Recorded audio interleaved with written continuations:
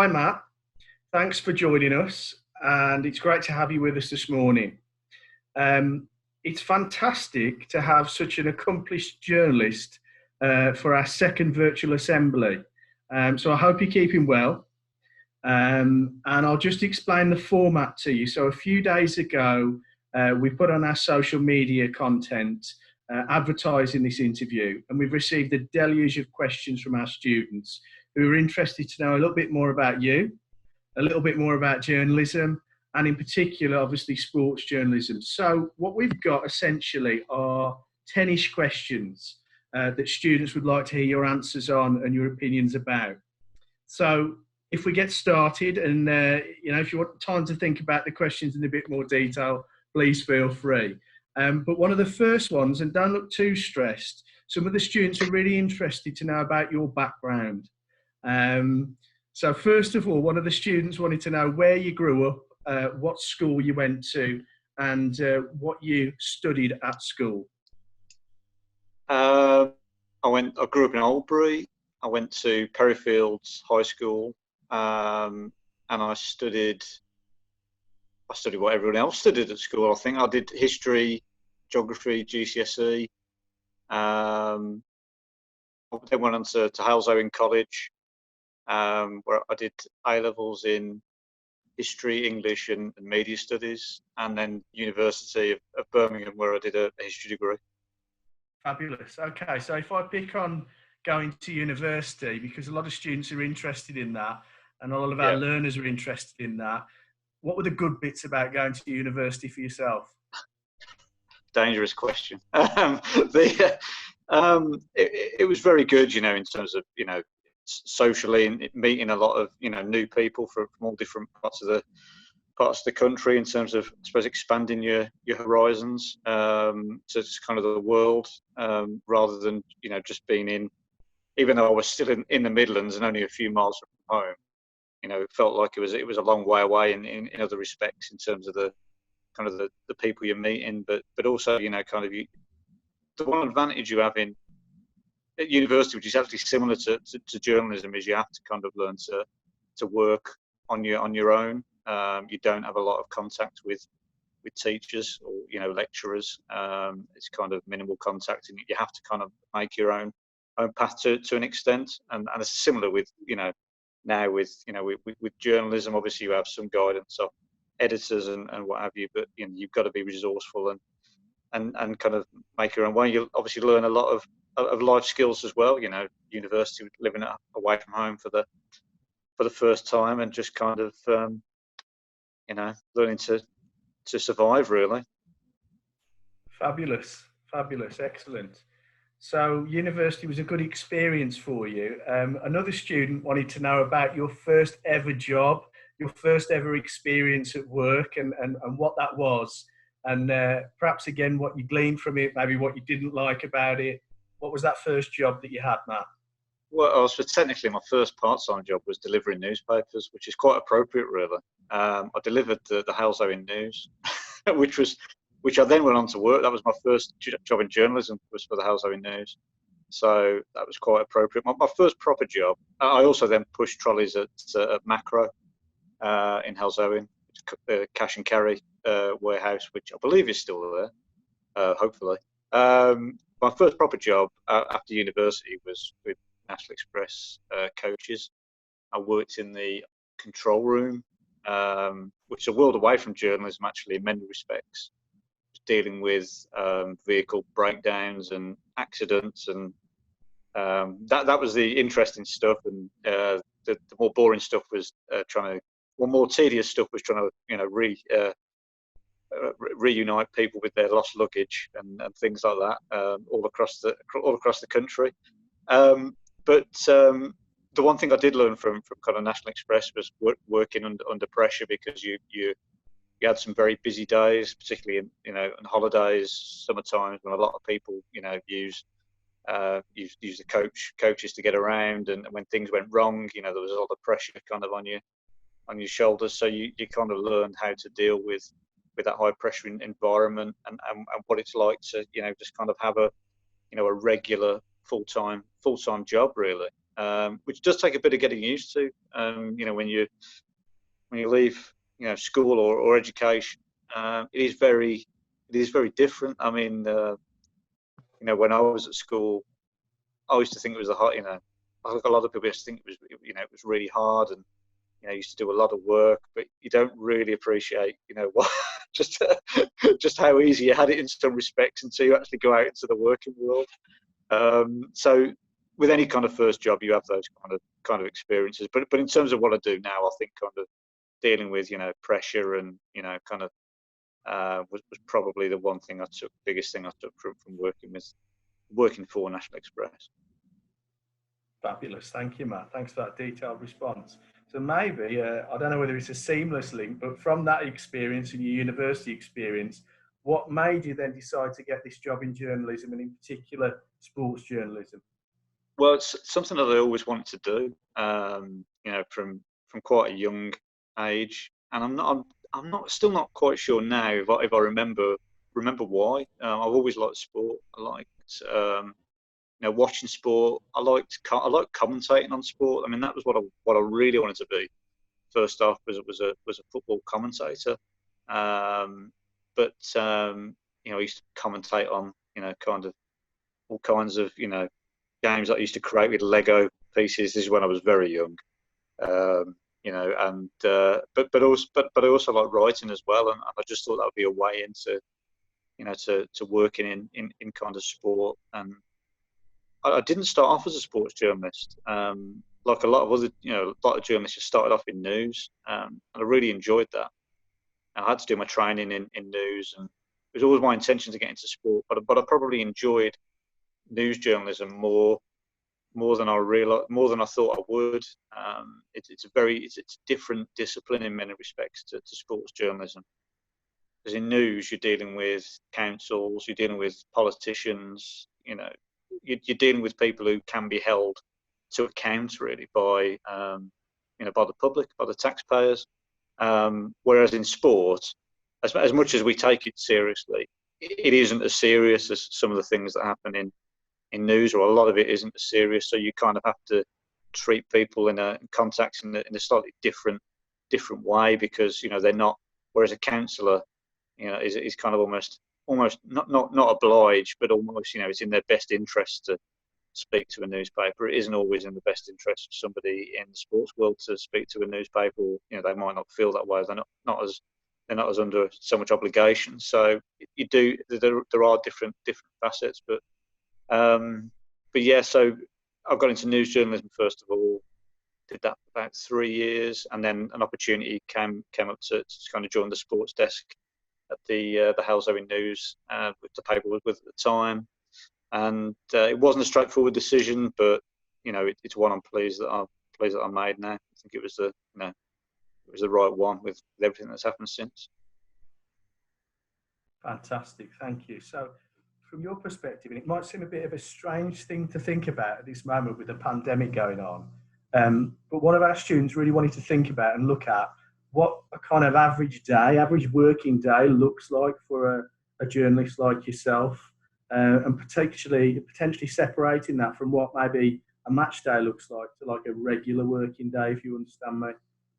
Well, I'm going to have to say a bit of a cop out on the regular working day, because without sounding too cheesy, one of the attractions of the job is there's no such thing as a regular working day, because things are dictated by events to a large extent. I mean, there probably is a bit more, kind of scheduling to sports journalism than there is with news journalism to an extent, because you've got matches to cover.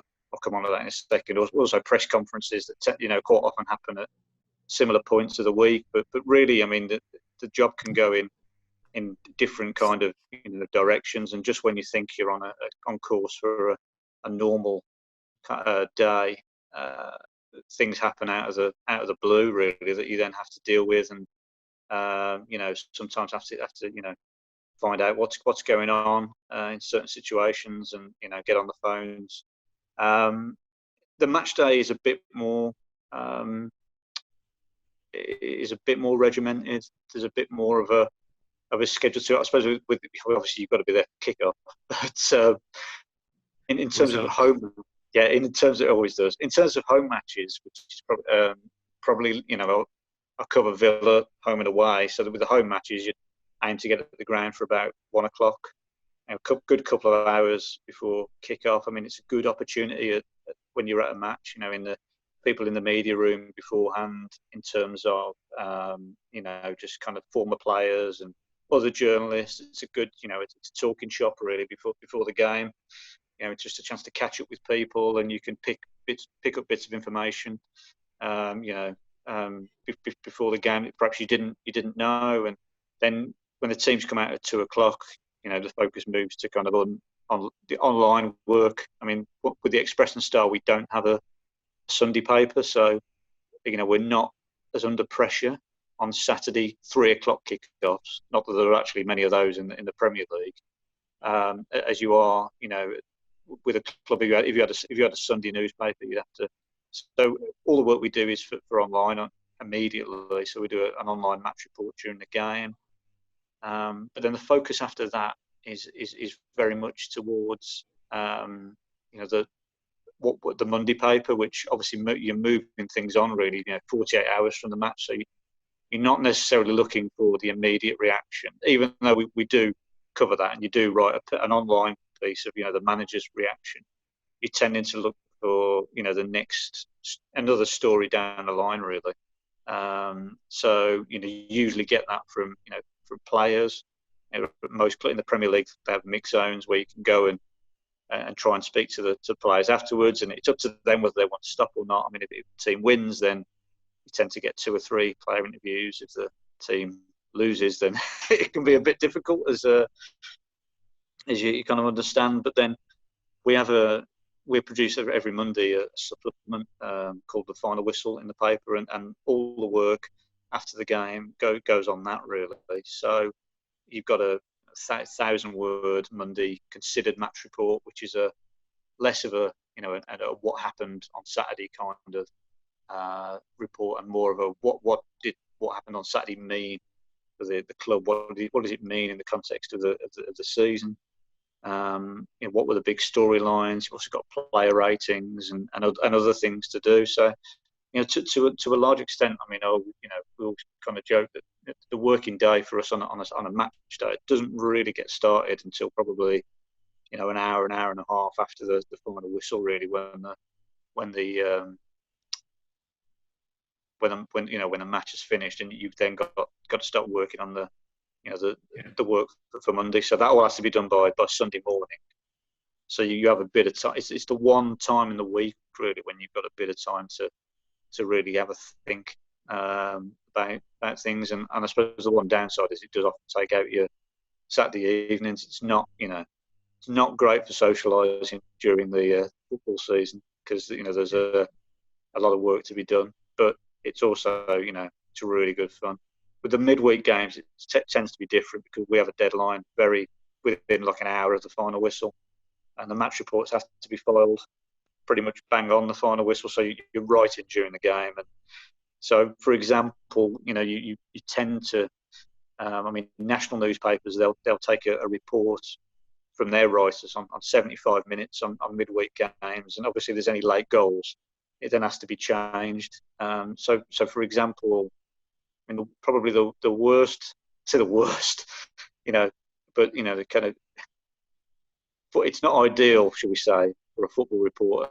Incidents like last season when Villa were 3-0 down to Sheffield United after 80 minutes and come back to draw 3-3. That is there's a lot of focus, if you're right. Very, very busy, kind of few minutes and turning everything around.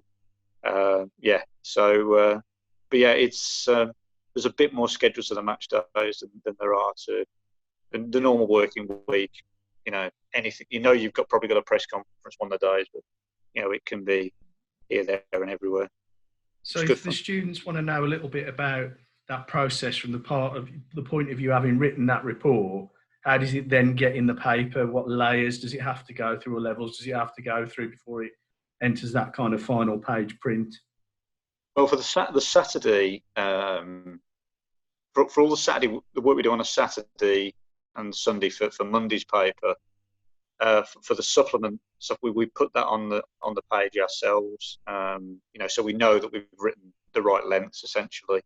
I mean, I tend to write it in a Word document or something like that because it gives you a backup copy as well, just in case anything goes wrong with the system. Not that it often does, but and then it's checked by a sub editor in the office, and with our the back page, kind of, or back end of the paper stories, we tend to file them, and then they'll be placed on a page by the sub editor, by the sports editor. He decides what stories go where, what's the best story, So you kind of, it's interesting. I mean, obviously we're a Wolverhampton-based newspaper, and our main edition, we've got 5 editions, but at least two of the editions would generally lead on Wolves. So whatever the Wolves story is, it needs to be quite a special story from either Villa or Albion to knock Wolves off the lead slot on any of those editions. But it's the sub editors in the office essentially who decide, once we've written a story, where it goes, whether it needs any connections. The second set of eyes, really, because when you're checking through, you'll always proofread your work, but no matter how many times you do it, sometimes you are just blind to certain things, and the human mind is kind of reads things as certain things in a certain way, and you don't spot mistakes. So you need that kind of second person to have a read through it. And on occasion that they might come back and say, suggest perhaps a different line. I mean, we discuss, as journalists, we discuss lines all the time. I mean, as a group, we to interview a player after a game, and they'll say certain things, and you're always wondering, well, what's my strongest line? What's going to grab attention? What do people want to read about, essentially? And sometimes you don't always, I think most of the times you get it right, but you don't always get it right. Sometimes sub editors might come back to you and say, well, don't you think this is a stronger story? Don't you think that the readers would be more interested in this angle? So it's a team effort, really, to sum up. Excellent, thank you, Matt. Okay, more straightforward question, perhaps this one: the best football ground you visited and why? Yeah, I saw this one. I'm not. This is interesting because I'm going to say, I mean, for me, it has to be from a work perspective, really. You've got to be kind of quite selfish, and you want the best. The ground offers the best work environment, and that's not always the best. I thought you were going to say the best refreshments. Yeah, well, there is that as well, but I didn't want to. We don't need to bring that up. But somewhere like Brighton is really good. The press box is just behind the dugouts. You've got a very central view, so you can see everything that's going on during the game with the managers and the benches, and it gives you that perspective. And then after the game, the manager's press conference room and the mix zone where the player interviews take place are all in the same similar kind of area.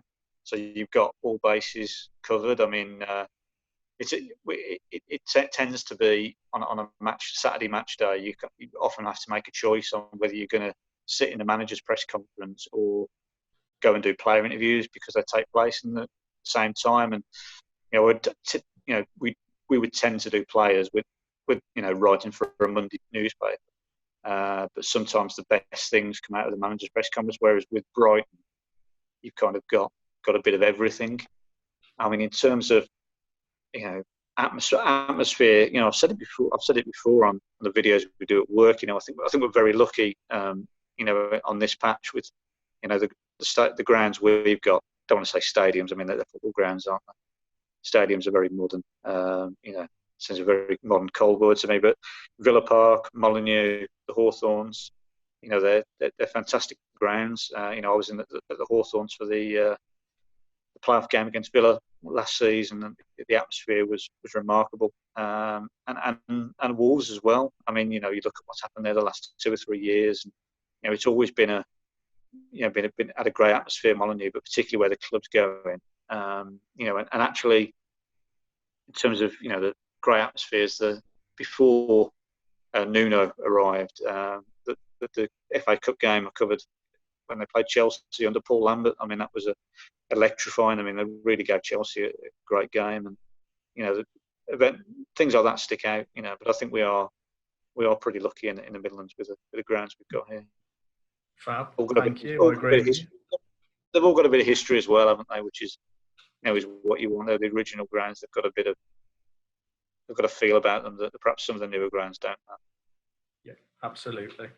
So, okay, if we sort of go away from football a little bit, Matt, outside of that arena, what are the sports that you like, and have you travelled abroad to watch any? And maybe a student really wanted to know, what was your best experience away from football as a sports fan? Best experience as a sports fan, that is interesting. I like pretty much every sport. There's very few things I won't watch, and I have been abroad to watch sport quite a lot. I'm a big fan of American football, and in particular the Cincinnati Bengals. And I've been to watch them, in the States quite a few times. I've been very lucky to go and watch them quite a few times. I've been, a big cricket fan as well. From Warwickshire Cricket Club, I've got membership there. Don't live too far from Edgbaston, so on a normal summer, I'd be there quite a lot. But I've watched all kinds of sport, ice hockey in Europe. Really fun. Went to watch volleyball a few months ago in Poland, which again was really interesting. There isn't too much that I would not go and see. In terms of my favourite sporting experience, it might be I went to watch the Bengals play in Seattle in 2011, and it was just a great, it was just Seattle is a great city, but we were, there's no home and away sections in the NFL, so me and my friend were wearing our Bengals gear in among all the Seattle fans, and I mean, there's an element of risk because there's the odd idiots everywhere, isn't there? That might take umbrage, but the people we were around were fantastic with us, particularly as the Bengals won the game. So they had every reason to just, but they were great. As soon as they found out we were from over here, it does change. The attitude quite a bit. They were very, very welcoming, and that was probably it. Other than that, I'll probably say Warwickshire winning the success they've had. Of the teams I follow, they're the one that win. They're the only ones that ever seem to win any trophies. So they've won everything really. But particularly the promotion from Division 2 a couple of years ago, I particularly enjoyed because I watched quite a lot that season, at the ground. So fantastic. Thank you for that answer. Question from me. Okay, so it's an in-depth one. Okay. If you were having a dinner party, which I'm sure you have many dinner parties, being an accomplished journalist, dead or alive, which sports people or person would you invite and why? So the dinner party question, I'm going to give two answers actually. The one sports person I would definitely invite to a dinner party would be Gary Thompson, the former Albion Villa striker, who kind of is a friend of mine now. Anyway, from the as he works for radio, and I see a lot of him. But I've never really enjoyed the idea of a dinner party with some of the people you just complete strangers when this question crops up, and I'm just thinking, well, no, I'd invite friends. So Tomo is just, he's got a book coming out later in the year, which will be will be fantastic because I've never known anybody who's just got so many stories. He's got a story for everything. He's had an incredible career and life, and he's just one of those people he would never be boring because he's always got he's got a ready stream of anecdotes, and they never seem to get repeated either. In terms of sports, sports stars, I mean, finding it hard to look past Muhammad Ali, really, in his prime.